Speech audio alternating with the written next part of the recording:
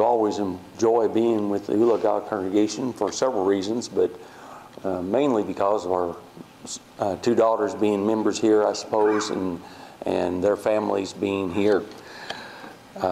It is a great privilege to be associated with this current congregation. Of course, I've known about Ulaga for a number of years, clear back from the days when I was at Cleveland, which is a long time ago. But nonetheless, it is good to be with you.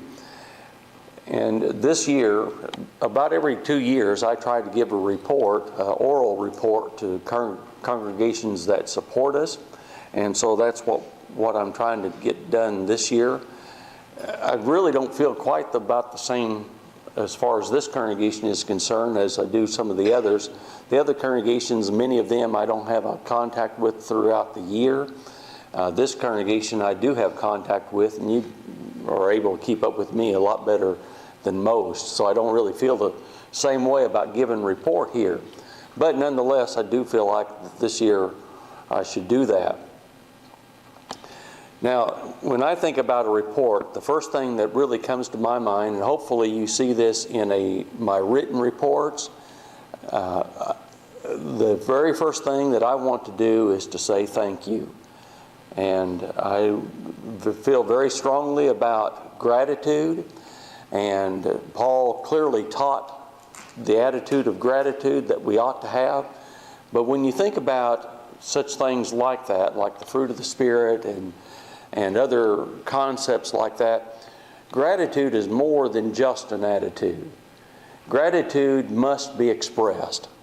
And we express it in a number of different ways, and one of the ways that we express it is to say it and to express it by our words, but we also express it by our actions, as most of us certainly know.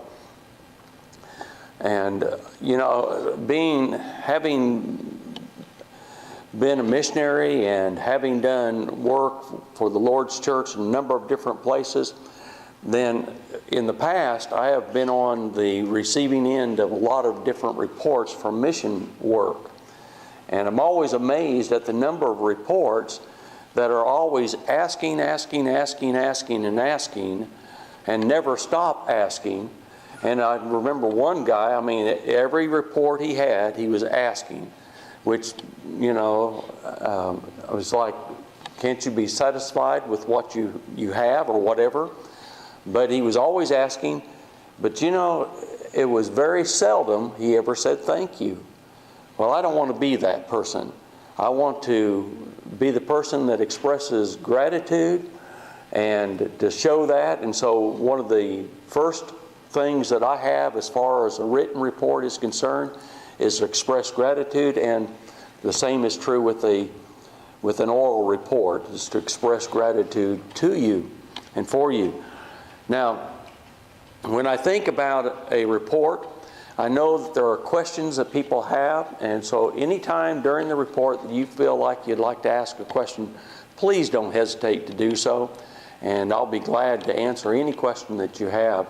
And really, as far as I'm concerned, obviously, if it's a Bible question, that might not be the right thing, but we'll do our best to answer it nonetheless. And if it's way off in the left field somewhere, well, I might just have to say, I don't know, because I've had some really weird questions asked before, but nonetheless, I will be glad to entertain any questions that you might have.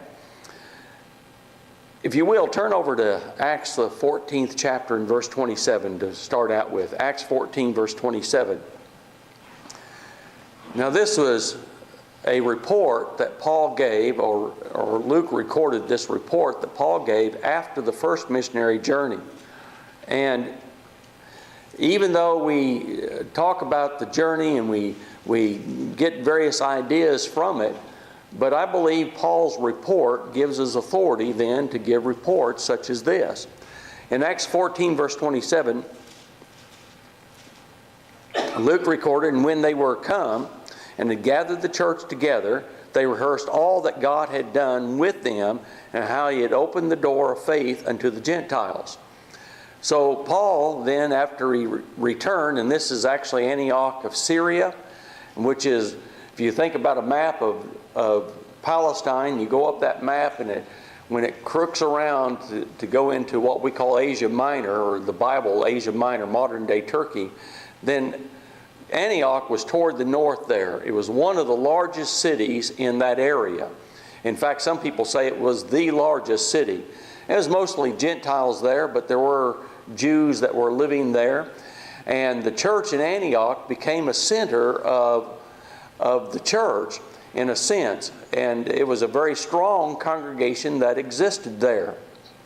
Well, the church at Antioch was having trouble with Gentiles and what Gentiles should do and things like this. There were Judaizing teachers that were saying that Gentiles needed to be circumcised.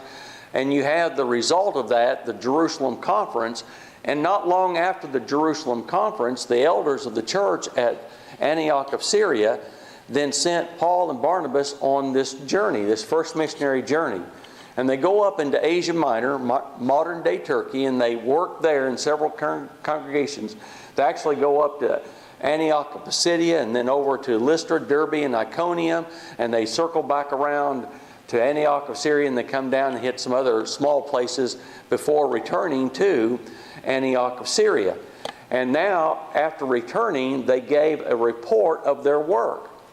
Now, when you think about a report, and we have to ask, or at least comes to my mind, what was Paul's purpose in giving the report? Because we want to really have the same purpose.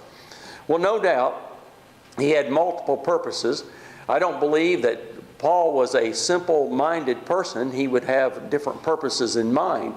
And one purpose was to relate to the brethren at Antioch of Syria the activities that he had been involved in. And clearly that's taught in the passage, how he had opened the faith, door of faith unto the Gentiles. He's talking about the preaching activity that he had while on this journey. A second was to encourage brethren to continue with their support. And don't you find it interesting, it isn't long after they return that Antioch of Syria sent them on the second missionary journey. They went back up into Turkey, modern-day Turkey, and into Asia Minor there, and they dealt with some of the main churches, or same churches, and partly to appoint elders.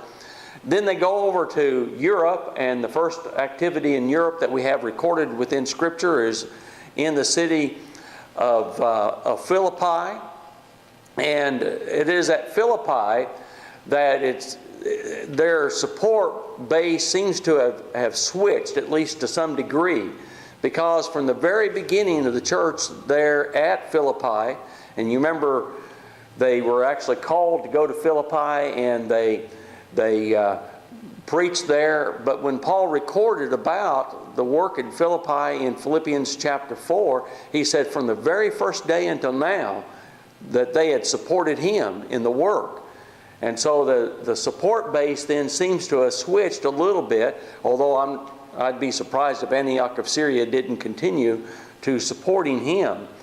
But nonetheless, it was to encourage brethren to do that work. And, brethren need to be encouraged in doing the work that they do and to maintain that work. And that's a part of my purpose in coming. But then to inform the brethren that their sacrificial giving was not in vain or not being wasted. There are some brethren, and I've seen it over the years, and as sad as it is, they take funds of the church and they don't really do anything. And I tell you, it just gives the rest of us a bad reputation. And quite frankly, there are some brethren that, they think about a mission trip as a vacation.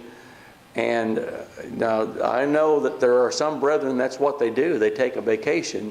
But that's not true with me, and it wasn't true with Paul. And he wanted to encourage them. And I've had brethren actually in reports that have accused me of doing such. And that's a part of the reason why I give a report, is because I want you to know I don't sit around and do nothing.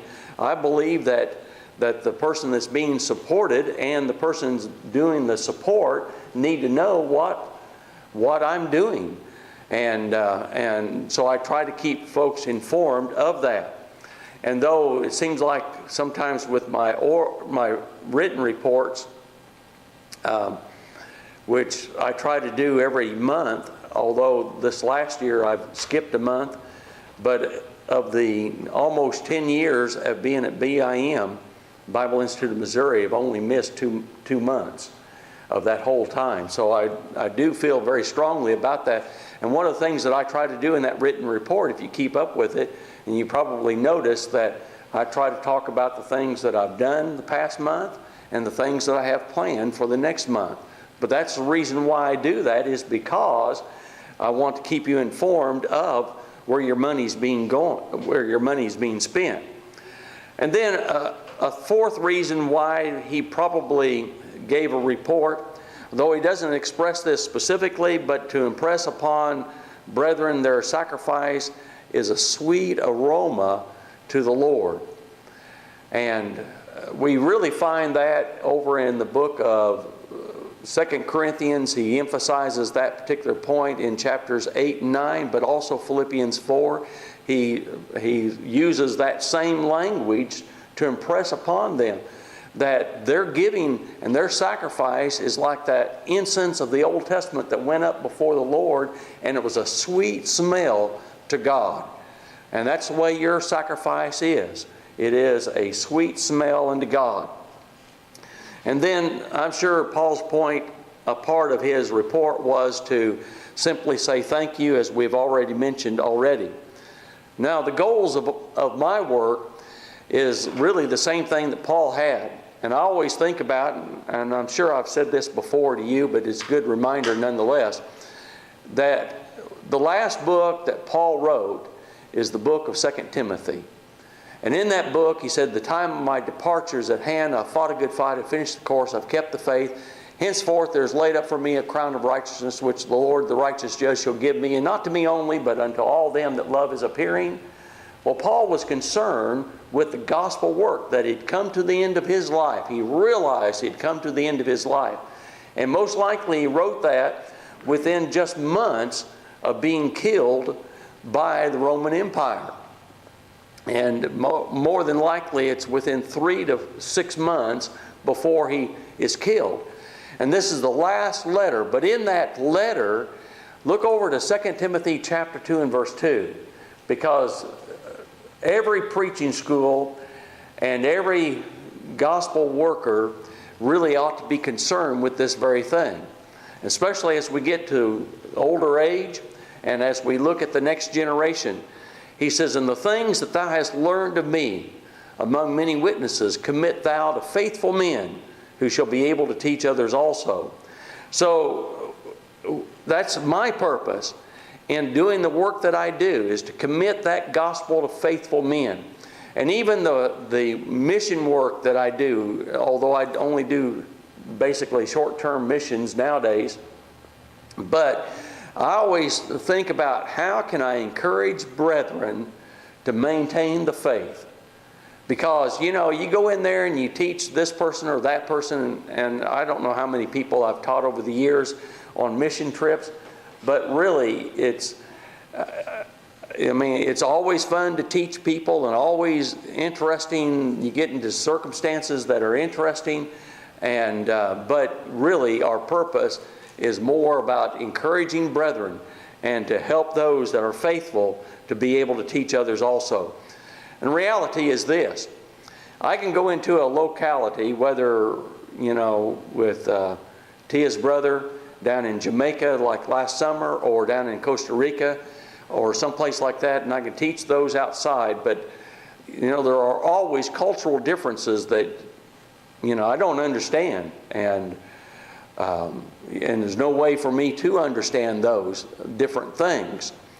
But I can encourage brethren and teach them how to teach others, and then they understand those cultural differences, and they're able to teach others also. And that fulfills this responsibility that I have better. I think about the very first study that we were involved in. I was with and this is in Jamaica, I was with a brother in Christ, and next thing, I mean, it was very clear he wanted to take the lead, which was fine. I mean, I didn't mind whether he took the lead or not. And almost immediately he gets into an argument.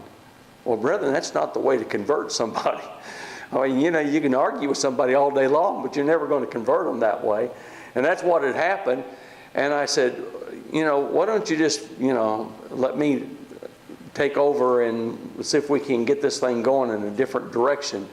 And then after about 2 or 3 days of him working with me, he said, I think I understand a little bit better about how to do this. I really appreciate the guidance in this. And I really appreciated the fact that he really realized he needed some guidance in it and was willing to follow that lead. But that's really what 2 Timothy 2 verse 2 is about. Paul had come to the end of his life. He had committed it to Timothy, and he's charging Timothy, the young evangelist, to teach it to others also, that they might teach others. And that's what we're doing, is propagating the gospel in that way. Well, my work as far as what I'm being supported for is really can be divided into 3 basic areas. The main, and I don't want to really say it, I don't want to leave the impression that this is the only thing I do or this is the most important, but the majority of my time is with the Bible Institute of Missouri. And the Bible Institute of Missouri, I spend most weeks there as far as the school year is concerned. And I teach basically 2 full-time classes with the Bible Institute of Missouri. It adds up to be about 12 hours. It is college-level instruction. We intend it to be college-level instruction. In fact, it's really taking 4 years of what you would get in college and cramming it down to 2 years as far as Bible instruction is concerned. Now, obviously, we don't teach other things like mathematics or psychology or those kind of things, but we do have other things like English and things like that we incorporated in our schedule. But it's basically taking 4 years of college and cramming it into 2 years. Now, a college professor is considered full-time if he teaches 12 hours. And so that's what I teach with the Bible Institute of Missouri, the same as a college professor. Basically, I teach the same course Monday, Wednesday, Friday mornings, and right now it's the book of Romans, and I teach for 2 hours Monday, Wednesday, Friday. Now that basically, that's 6 hours, and that's more than most preachers do all week long, Russ. Well, and then I teach. Now that's not, he has other responsibilities that I don't have, so it's not really that way. But nonetheless, as far as teaching, that's what I teach in the mornings, and then Monday, Wednesday, Friday afternoon I teach another 2-hour course, and right now it's the book of Job. It's actually the Wisdom Literature 1, and I'm going to have Job, Proverbs, and Song of Solomon before it's all said and done, finished. But we are in the book of Job at the present time. Now that's my work with the Bible Institute of Missouri, and I spend Tuesday as my day to grading and getting ready and preparing and things like that, and basically that's what I do between my 2 classes. I really enjoy I have the first 2 hours of the day and the last 2 hours of the day, and that gives me about 3 hours, about 3.5 hours in between, which I use for grading and also preparation for my classes.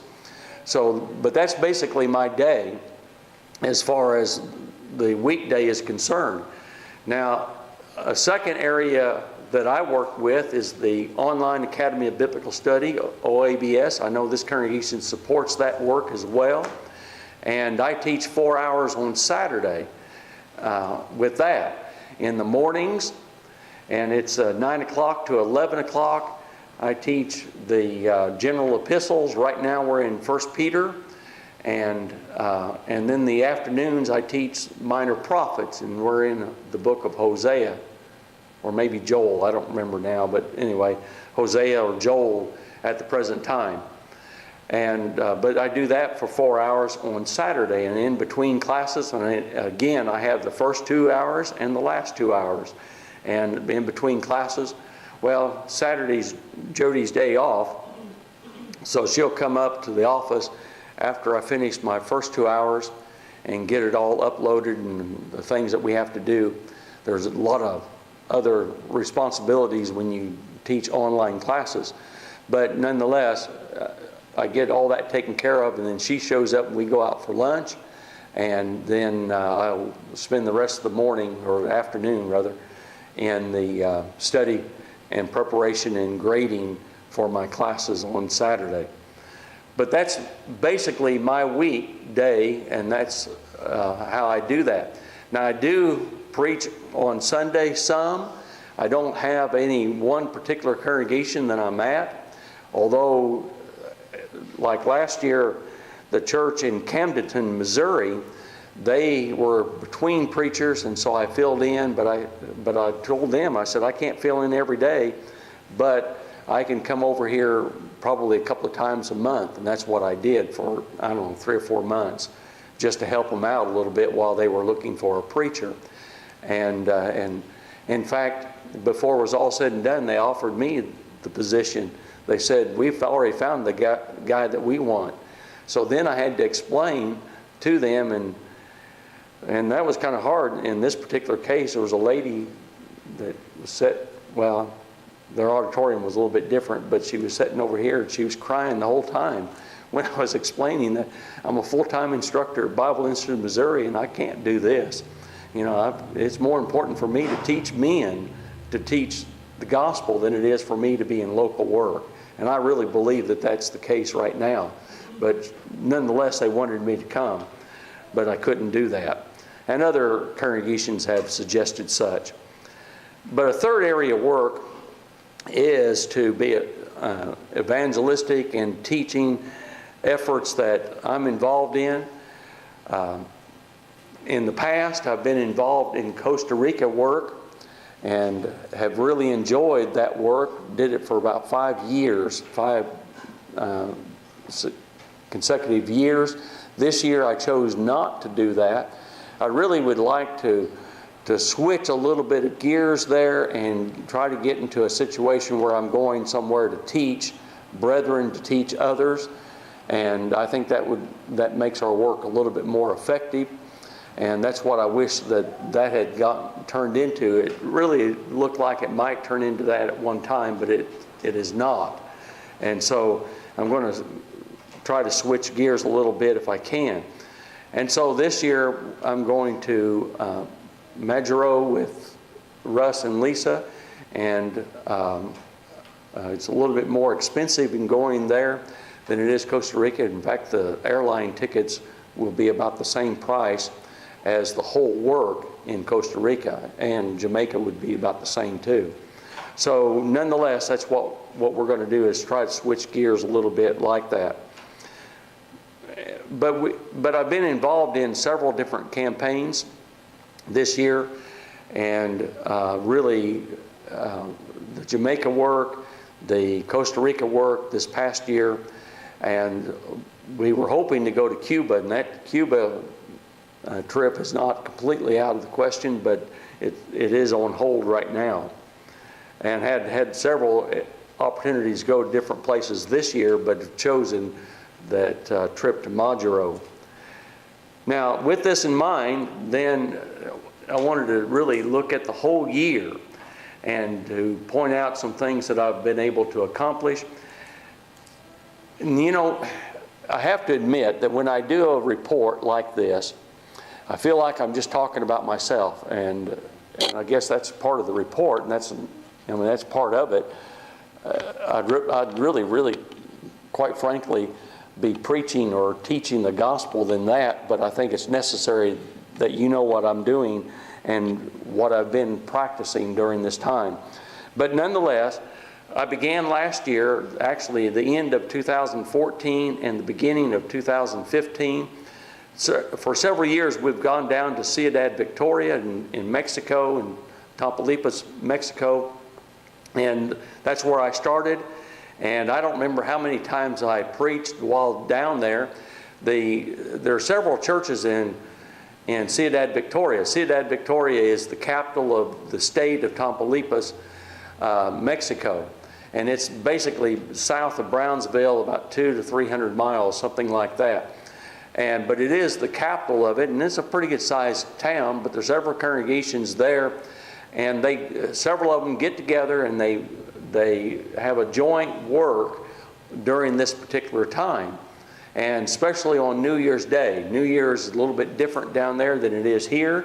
And so they'll rent a building, a kind of a community building of sorts, and those congregations will gather together, and it was my thrill to be able to preach that particular meeting night and to deliver the lesson.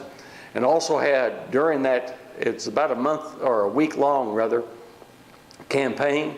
And during that campaign I also had 3 Bible studies, personal Bible studies, besides knocking on all kinds of doors. Then we began the spring semester of OABS, and then continued the second quarter of the work at the Bible Institute of Missouri, or the second quarter. And last year I was teaching the New Testament church, and then also the prison epistles during that time. Now, again, that's the work that I've done outside of my normal work. Then in February, quite frankly, the joy of February was 2 little girls being born. And y'all know who they are. And we were over here a little bit, not a lot. Quite frankly, not enough. But nonetheless, those twins are certainly a joy.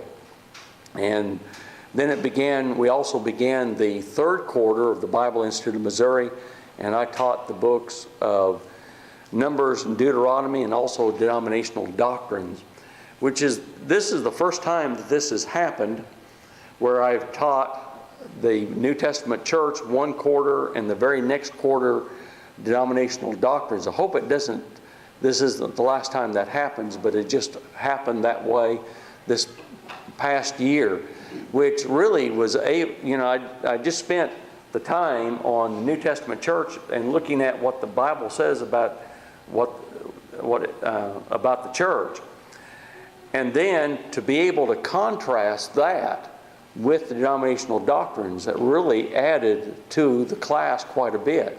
And it was very frequent. I said, don't you remember what the Bible teaches about the church?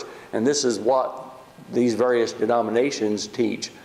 And to make that contrast was a great benefit. As far as March is concerned, I had a meeting one weekend here. And you probably might remember this.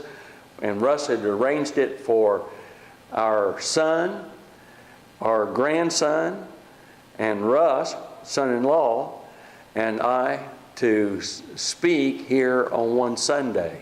And it was really a great privilege. I'm not sure there's a lot of families that happens where you have 3 generations preaching at one place. And so it was really great. I know that that was also true in Jamaica, and I'll talk about that a little bit more. But nonetheless, it was a great privilege, and you guys afforded that privilege to me. Then in April, the Bible Institute of Missouri, we began our fourth quarter, and I taught the apologetics and also Jeremiah and Lamentations in that particular quarter. Apologetics, we basically deal with 3 things. We deal with the existence of God, the inspiration of the Bible, and then the resurrection of Jesus Christ. Those are the things that people question a lot, and especially nowadays, especially in America nowadays. And I remember in one place where I was preaching, this fellow had been taking some courses at a state college, and one Sunday morning, just kind of out of the blue, I was shaking people's hands as they were leaving, and this fellow says, "The way I see it is that you assume 2 things." And I looked at him funny. I thought, why? Why would you be saying something like this while you're just greeting people as they leave? But anyway, that's what he said. And I said, well, what's that? And he said, you assume that God is, and that the Bible is inspired of God. And I said, I'm sorry, but I don't assume either one. I believe there's strong evidence to point. And in fact, I don't believe there's any logical conclusion with this evidence to not believe that God is and that the Bible's inspired of God. And dealt with it some with him. He didn't seem to be very open about it, but nonetheless, he did listen to me at least a little bit. I tried to set up a study with him, but that didn't happen. But anyway, but that's how people think today in the United States, that we just assume those things. Well, it's not an assumption, and that's what the book or the study of apologetics is about. And then also in April, I had a gospel meeting up in Olathe, Kansas, with where Ted Thrasher is the local evangelist. Then in May, we had the Bible Institute of Missouri's lectureship. It was on Titus chapter 2, verses 11 through 14. Usually, in most years, my responsibility is the first lesson to start the lectureship, and I usually get basically the theme of the lecture and kind of to set the stage for the rest of the lecture, and that's what happened this year. And so my text for that lesson was Titus 2, 11 through 14. Then in June, I spent 2 weeks in Jamaica with Brother Terrence, and Brother Eugene Jenkins is the one that actually does the organization of it. Enjoyed it. Jeremy and I had been talking for a number of years about how to get JT involved in mission work, our grandson. And we talked about several different places about going, but we decided on Jamaica. And basically the reason is that we wanted to go someplace where it wouldn't be so culturally different that he would have a difficult time with it. And we felt like because of the language, they speak English in Jamaica, and that's a big cultural thing. I don't know if you've ever been anywhere where nobody else speaks English, but it can really get to you at times. And so we didn't want to do that. And so we chose Jamaica. Though it's sometimes hard to me, I have a hard time with accents. And I tell people, I say, now I know you're speaking English, but I don't have a clue what you said. You know, the accents is just really hard to pick up on sometimes. But nonetheless, in fact, when we went to Africa several years ago, Chris was my translator. and their accent was much worse than Jamaica. Jamaica is nothing compared to Zambia. But anyway, this year we went to Montego Bay, and as far as personally is concerned, I mean, we had basically a devotional every morning where somebody spoke, a gospel meeting in the evening, and this particular trip on my part, we had, I preached 4 times, had 10 private Bible studies, and but the real thrill of the trip was working with JT and Jeremy. One of the things that I wanted to do is, you know, I don't know how many personal Bible studies you've been on, but what I've noticed over the years is some people tell people what they need to believe. To me, that's not the way to approach it. How you approach it is you lead people to conclusions and let them make their own statement of belief to themselves. Now obviously they're going to believe what you tell them to believe. Well, some people will believe what you tell them to believe, but people will have real conviction if they can logically and follow along the logic and come to the same conclusion that you've came to. And that's always a better way to do it, to lead people to a conclusion rather than just simply tell them what the conclusion is and tell them what to believe. And so that's what I wanted to do as far as JT was concerned, is to teach them how to lead people to a conclusion and to understand what the Bible says. And that was certainly a benefit to him. In fact, when he got home, he said, I've got some people in mind and who I'm going to set up Bible studies with. And he actually did set up some Bible studies and had some discussions with others. And the young man was baptized as a result of it. But again, my purpose was to teach him how to teach and to lead people to the right conclusion. Then July, I was gone for about 2 weeks in June in Jamaica, and then July, 2 weeks to Costa Rica. And we normally work in 3 locations in Costa Rica. That's Mexico. Cañas, Costa Rica, Tiburon, and also San Jose de Apala. Now San Jose is the capital, but San Jose de Apala is a small town in the northern part of Costa Rica. And de Apala means like in Upala. Upala is a district there, or a state, I suppose you'd say. But anyway, we worked there in San Jose de Apala. And in that time, we had 25 public adult lessons total and nearly 60 private Bible studies during that 2 weeks there. So we were quite busy. Now, Wayne Brewer is the one that organizes this work, and Wayne, he goes 7 days a week, and he'll take one afternoon to go sightseeing or something like that. It usually takes us to a kind of secluded beach, but we're working all the time. And we had 3 successive gospel meetings, one in each place, and private Bible studies. And personally, I taught 5 times while in Costa Rica, and also had 8 private Bible studies.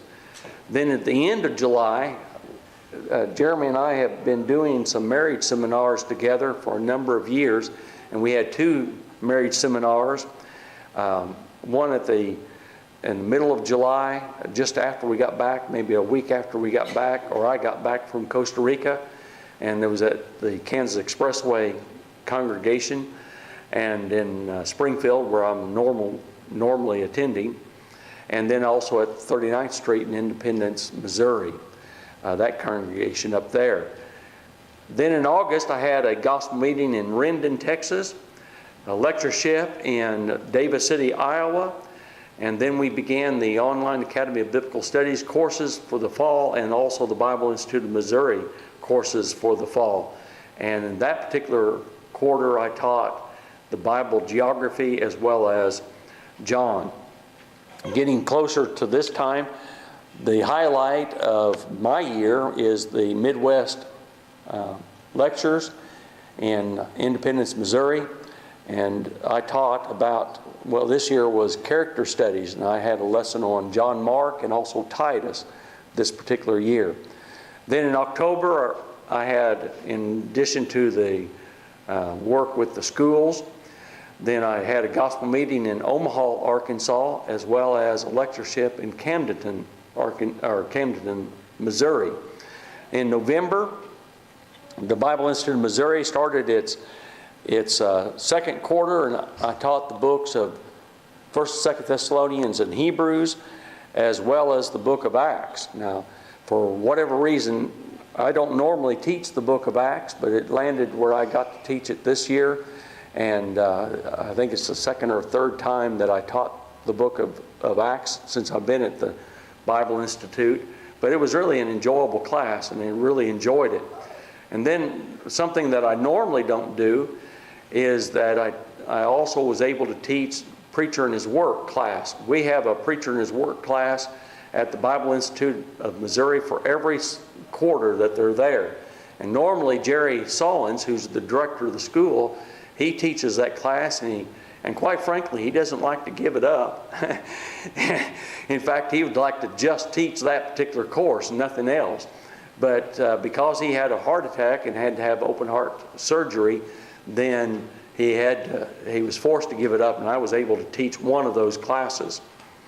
And that was really a true privilege as far as I was concerned. And then December, December is usually, you know, in the denominational world, December is a very busy month as far as the church is concerned. You can imagine why, and all the things that they do. Well, with the Lord's church, it's usually one of the slower months. And since we are out of school 2 weeks of the year, or 2 weeks of the month rather, then the first 2 weeks was in school, and then the last 2 weeks was a break there. But one of the things that we were able to do is the Curry Street in West Plains, Missouri, has been wanting to broadcast their worship services. And so we were able to go down there. I went down there with Ted Thrasher and set up that system down there and worked on it. Well, we went down there for 2 days and got it installed, and then we have tweaked it since then, but we're able to do that online mostly and over the telephone.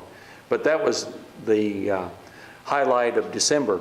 And then January of this year, the spring semester of Online Academy of Biblical Studies started in the Bible Institute of Missouri. And currently, as I've already said, I'm teaching Romans. Not long after I get back, I'll have the book of Galatians, and then also we'll finish up the wisdom literature. Well, hopefully that catches you up on what I've been doing over the past year and what my work is. But I think most of that you've already known about anyway. And but it does catch you up on that. And to let you know that your sacrifice, and even though whether I waste it or not, it's still an aroma, a sweet aroma before God. But hopefully you understand that I'm not wasting your money. I'm doing the work that I'm supposed to be doing and work hard at it. I feel very strongly. I was raised with good work ethics, and I feel very strongly in trying to do the work that God has provided for me. But let me say this in conclusion, and that is, I've never, not one time throughout, since I've been supported by brethren, ever thought that my work is my work. I always think about it as being our work. It's the work of those that support me and my work combined. Now, I do the actual work and the labor, but you know, it's your work as well. And I think about clear back when I was in school, back in the 70s, and V.P. Black came to the school that I went to, and he was an old gospel preacher. Some of you might remember V.P. Black, but he was very well known in the South especially. But V.P. Black used to say, if you can't go in person, go in purse. And I think that's so true. Most of us, I mean, you know, there's no way that most of us could go out and do what I'm doing, and but you can help with that work and be a part of it by your support. And that's what basically he was saying. And it can be a part of your work and part of our work together. Okay.